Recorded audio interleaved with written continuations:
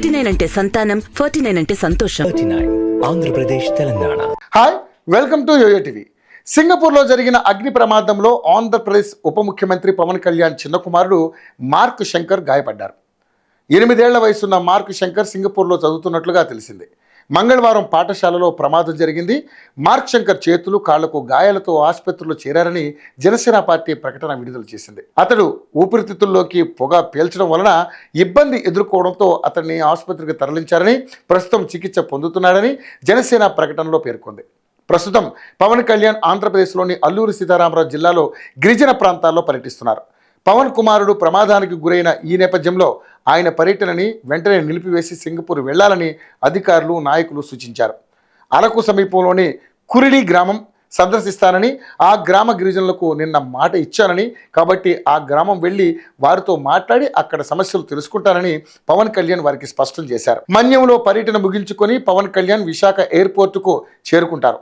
అక్కడ నుండి సింగపూర్ వెళ్లేందుకు ఏర్పాట్లు చేస్తున్నారు. ఇప్పటికే పవన్ భార్య అన్నా లెజ్నోవా సింగపూర్ వెళ్ళినట్లుగా తెలుస్తోంది.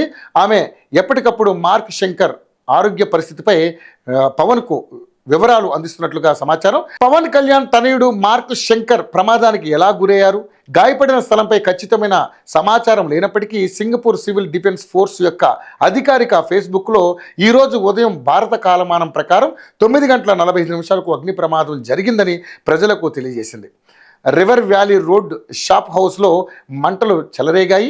అదేవిధంగా 2వ, 3వ అంతస్తులో కూడా మంటలు వ్యాప్తి చెందాయని అక్కడి పోలీసు అధికారులు తెలిపారు. అదే భవనంలోని స్కూల్లో మార్క్ శంకర్ చదువుతున్నాడు. ప్రమాదంలో 15 మంది పిల్లలతో పాటు మరో 4గురికి గాయాలయ్యాయి. ప్రమాదానికి గల కారణాలపై అక్కడి పోలీసు అధికారులు దర్యాప్తు నిర్వహిస్తున్నారు.